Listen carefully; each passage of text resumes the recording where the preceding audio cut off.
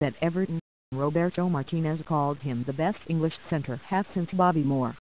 Sam Allardyce thought Pep Guardiola might mould him into a new Carles Puyol. However, on Sunday John Stones looked nothing like Moore or Puyol. He looked lost, and before an hour was up in Manchester City's 3-1 win over West Ham, the world's most expensive defender was removed. It was thought Stones was suffering from an eye injury, but Guardiola remarked that the 22-year-old was not playing to the required standard. "I saw him tired. I saw him with problems," said the Manchester City manager. Stones was replaced by Alexander Kolarov, who Guardiola has shifted from left-back to centre-half much as he did with David Alaba at Bayern Munich. Kolarov looks the better bet to start the Manchester derby at Old Trafford a week on Saturday. Stones is a wonderfully gifted footballer who may not reach his peak for another 8 years. However, playing centre-half for Guardiola is one of football's most demanding jobs. With the full-backs pushed up into midfield, there were only 3 men plus the goalkeeper providing defensive cover against West Ham. In Munich, Guardiola's goalkeeper was Manuel Neuer, who was almost a sweeper. Willy Caballero is no Neuer.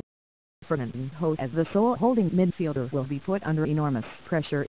Against West Ham, the Brazilian was further burdened by an early yellow card, while Stones, deep in the West Ham half, was involved in the build-up to Raheem Sterling's opening goal. Stones is not shy of hard work. Last season he ran further in Everton's defence than Adam Lallana did in Liverpool's midfield, but Guardiola's is total football pushed to its extreme. Last season Stones admitted his game had been affected by the pressures of his abortive move to Chelsea. "It is difficult when there is a lot of speculation and a lot of things happening in your personal life," he said. "It didn't just unsettle me, it affected my family as well." Now, he is having to adapt to a new way of playing the game. Like Marouane Fellaini at Manchester United, Kolarov is one of those footballers whom everybody expected to leave in the summer but who is flourishing in improbable circumstances. The Croat, however, dismissed the idea that Guardiola had simply sprinkled his magic over him. "I don't agree, but I have been revitalized under Guardiola," he said. "I always did my job properly. It doesn't matter what the papers have been saying. I am doing my job in my 7th year here. It is a different kind of football, and at the moment we are happy with him, but it is just the start of the season and there are a lot of games to play." The switch to centre-half surprised Kolarov, not least because Guardiola began the season with 3 centre-halves for whom the club had paid £190. But it should not have come as a surprise.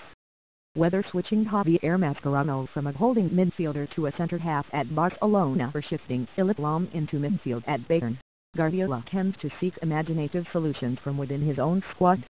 "On the first day when we came in for pre-season, he tried me in that position," said Kolarov. "I had never played in that position before. I was a midfielder early in my career. But like the other players, like the full-backs who have to come inside, we have to do what the manager wants.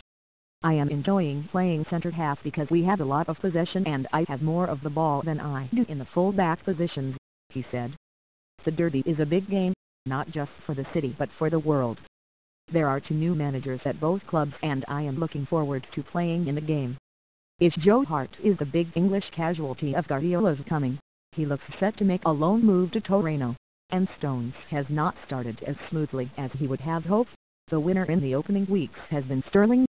I didn't come into the season saying, I want to show everyone but just to concentrate with my football," he said. "I knew if I kept working hard, I would get my chances.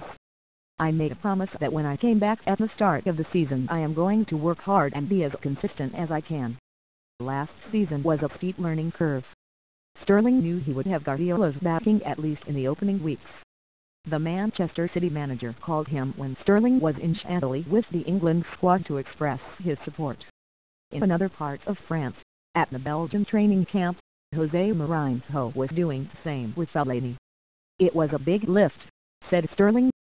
"The manager has been in the game a long time, won stuff, worked with young players, worked with great players.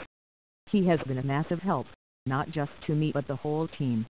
It is good to have a manager who not only talks to me but makes the whole squad feel welcome, who makes everyone feel they are all one, whether they are starting or not.